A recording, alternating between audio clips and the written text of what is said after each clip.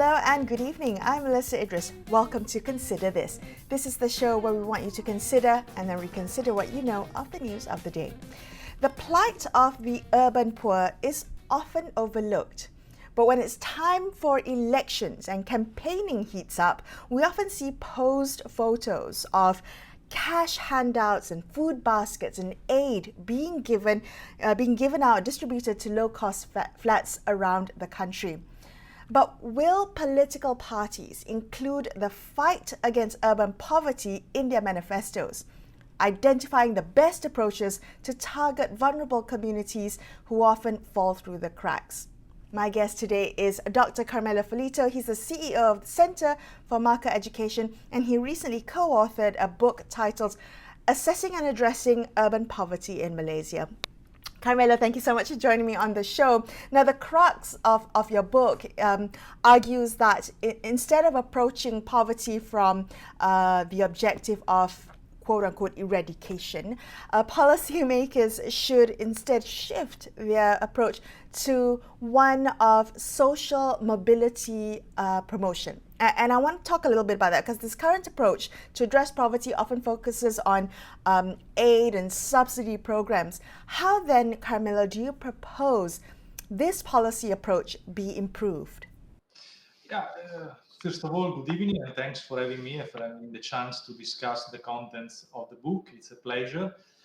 So far, the main gap that I see in the traditional approach to the fight of poverty is that we evaluate certain households, we judge them as having not enough resources to make ends meet, and we try, in extreme synthesis, to fill that financial gap with financial aids.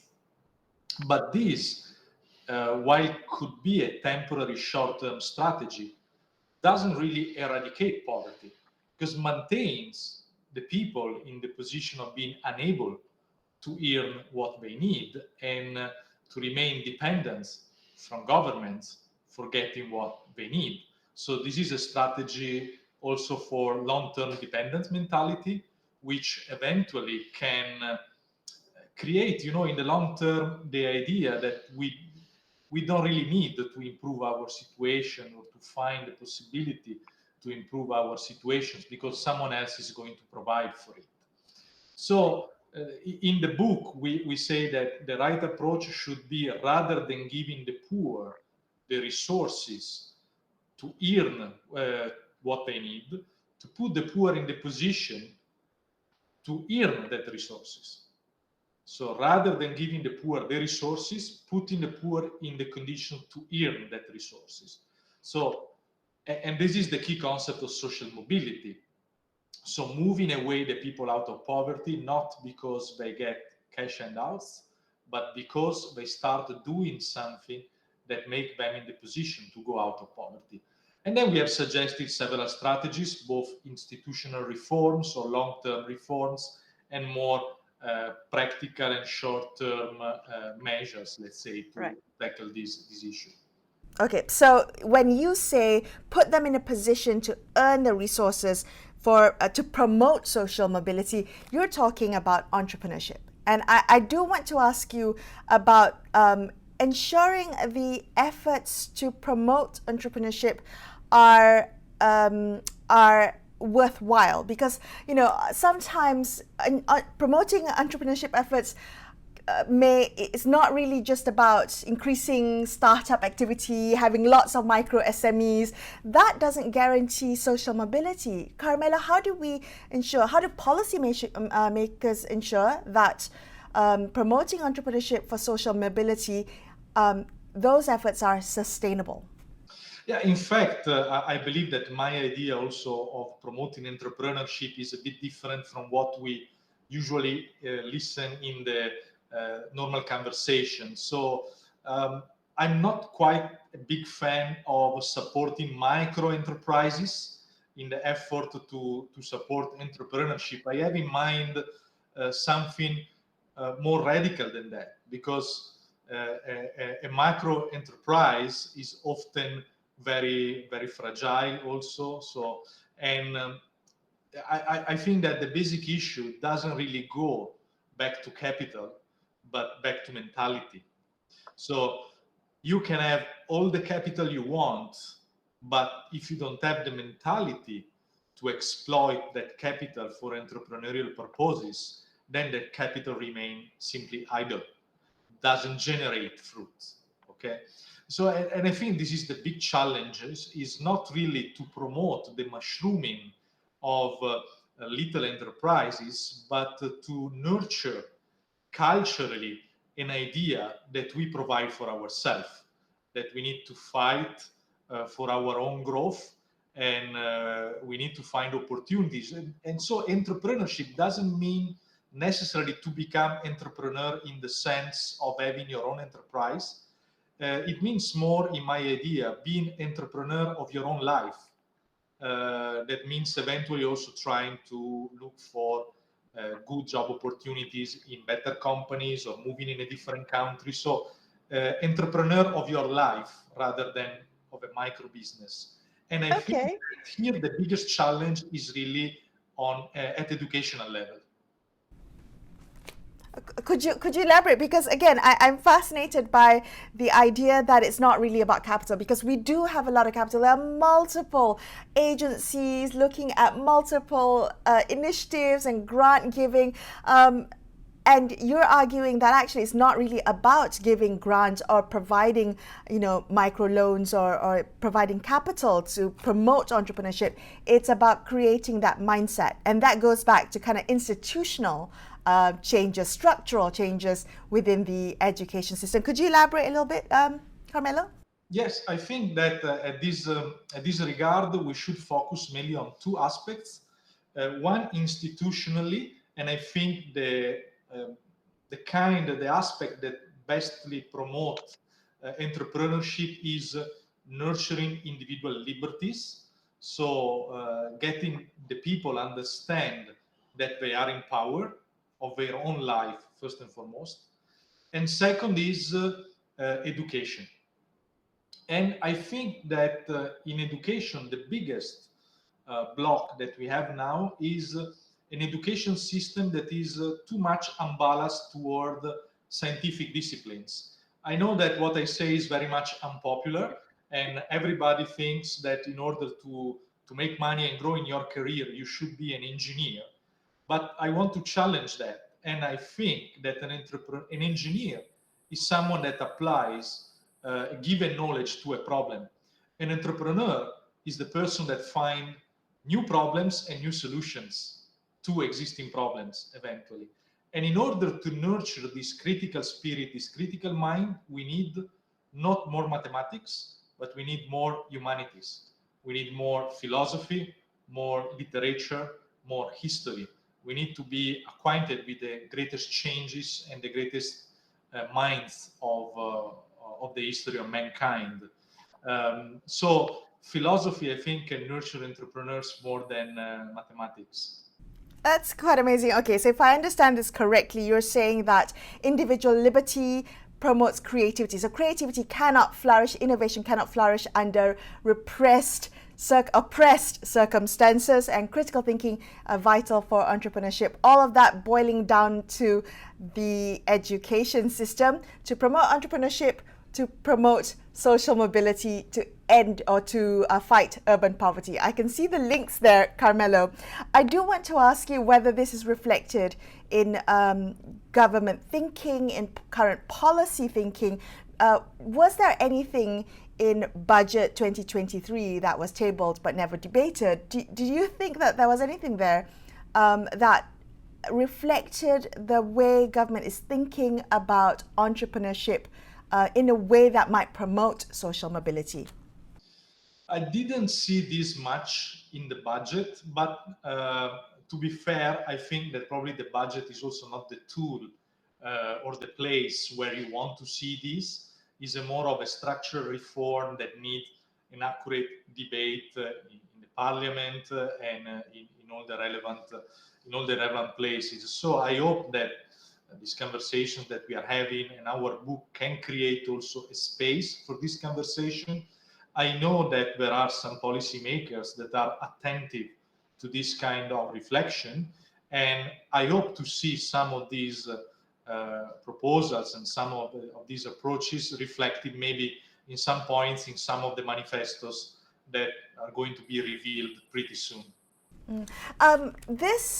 The institutional educational reform, these are all long-term moves, approaches. These are things that we have to think about in the long term.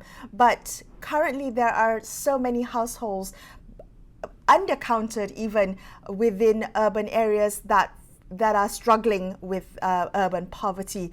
What then would be the the measures for social mobility in the short term without having to wait for generational cycles? Well, first of all, I think that the fact that certain proposals are long-term and implies a vision should not stop us to starting working on it. Otherwise, we keep on delaying and nobody really works on the long-term reform.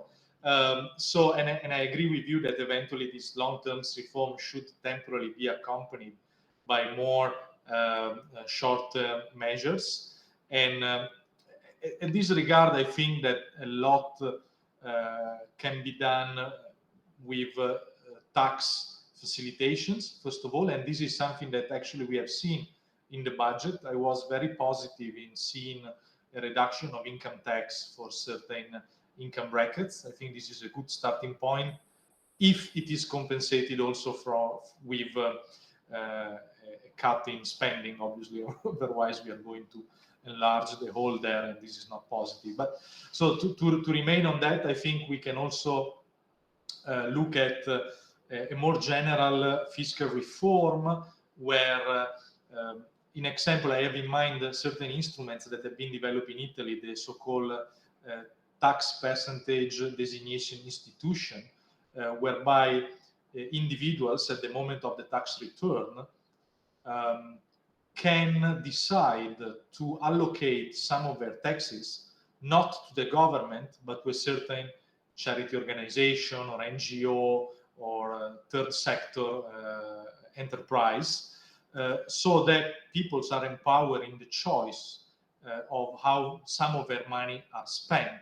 This creates empowerment and also help to develop a more private-driven welfare state, which is financed with resources that otherwise would go to the government.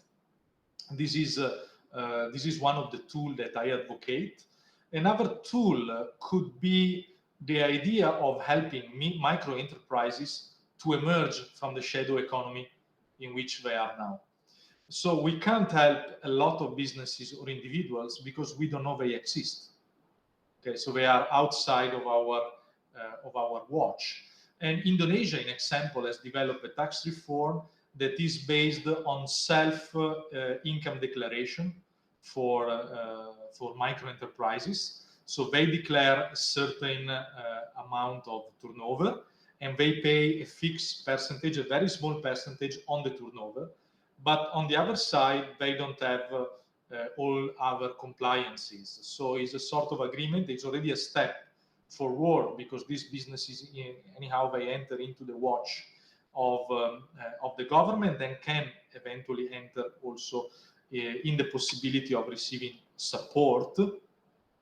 And finally, along these lines, I think also the promotion of more guarantee scheme loans. So rather than having the government working as a bank directly, but supporting the banks in supporting certain entrepreneurial initiative with a sort of guarantee where the government can earn a fee out of this guarantee and hopefully offset the loss of money for bad entrepreneurial initiatives with the money instead coming from good initiatives. So, I mean, these are all hypotheses and ideas that can be further discussed in their practical aspects, but they may help the strategy. Definitely interesting, particularly those policies that have been adopted in other countries. Carmelo, thank you for speaking with me today. That was Carmelo Felito from the Center for Market Education, co-author of the recently published book, Assessing and Addressing Urban Poverty in Malaysia. We're going to take a quick break here and Consider This. We'll be back with more. Stay tuned.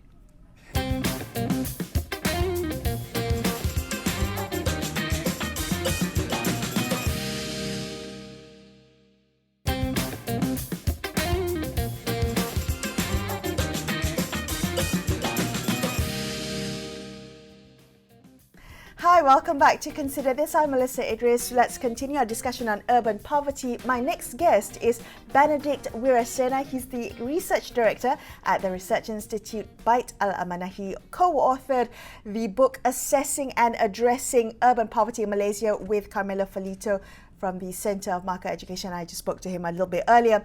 Benedict, good to have you on the show. Thank you.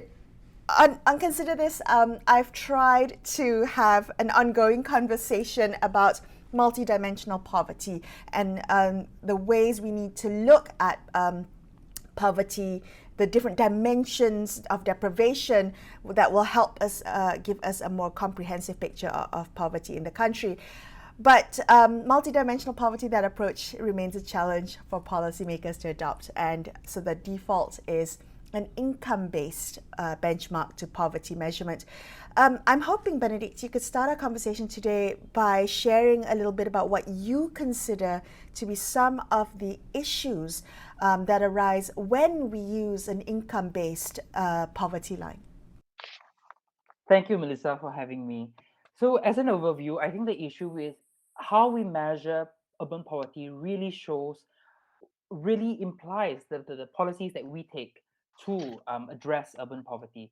So, as just an overview, we have had issues of such as undercounting, exclusion of pockets of poverty, especially outliers falling through the gaps, inclusion and exclusion error also. And the reason why is because we have always been focusing on poverty line income, and this really shows how much is the issue of poverty that we are facing. Let me give you a very good example. In 2016, our poverty line income was only about 980 ringgit. And as a result of that, absolute poverty rate was 0.4%, which was very low. We virtually eradicated poverty. However, the reality is not so. So in 2019, we did an exercise to revise the poverty line income to 2,208 ringgit. As a result of that, the 2016 absolute poverty rate was actually 7.6%. From 0.4, it rose to 7.6 just because we changed the poverty line income. That comes to show that poverty line income really determines how much of a problem that we're dealing here when it comes to poverty. So that is a good move by the government to actually increase the poverty line income. What I heard is that in 2023, this poverty line income will be revised again to a higher level. And then, especially as a result of the pandemic, we'll be able to see the extent of the problem that we are facing in Malaysia when it comes to absolute and hardcore poverty. Okay, all right. So the poverty line income revised from 900 and I think was it 80? You said 980 to 2,208. That is quite a significant jump. Do you think that 2,208 ringgit as of 2019 is that in line with the country's cost of living, especially in urban areas? Do you expect a revised poverty line income in 2003 to have a significant jump? I'm asking because I think Bank Negara's minimum living wage is 2,700 for one adult living in KL. That's a big gap. Do you think that the poverty line income might adjust that much? So I think referring to 2023, I believe that it should be adjusted even higher than 2,700 ringgit. Why? As we have seen post-pandemic, the cost of living has definitely increased. I mean, even just to give you a simple example, a plate of nasi campur with one meat and one vegetable used to cost about 6 to 7 ringgit in the heart of KL, but now it's already 8 or 9 ringgit on average. So things are getting more and more expensive, and because of that, the cost of living is certainly increasing. As a result, there is a need to evaluate once again the poverty line income based on the latest food prices, and also to incorporate new measurements of what households consider as nutritious food. So it's not just about using the old measurements based on the old food requirement, for example, but it's also being more current, up to date with what measurements we're using in terms of food, in terms of clothing, in terms of durables, housing, and transport. So things like this Yeah. have to be revised to make sure that it is updated with the times. But what might that do, Benedict, to the poverty rate? So at a poverty line income of 2,209 in 2019, the poverty rate was 5.6%. If you're proposed higher than 2,700 ringgit poverty line, that might mean a significant increase in the poverty rate, a corresponding increase in the poverty rate of the country. Might not go down very well with policymakers. It doesn't look good on the headlines, Benedict. Definitely, I will have to agree with you. But interestingly, it's not just 5.6% in 2019, but the latest one is 2020, 8.4%. So it is increasing, but I believe people do understand, the general public does understand that the COVID pandemic has impacted many households. And if it raises, for example, to above 10%, I think people will still understand that it's better to be realistic about the numbers rather than hide behind a beautiful number of a poverty rate and paint a picture that everything is all beautiful, but that's not the real case. So I believe nowadays with a much more informed general public, I think that they will be more understanding to realize that yes, the poverty rate is much higher now. Probably it could go up to 15%. I'm not sure because it really depends on how much the poverty line income, as long as there are policies being used to address this issue. All right. But okay, so I agree with you that there's no point in having a statistical sleight of hand if we're not catching all the people who really need the help.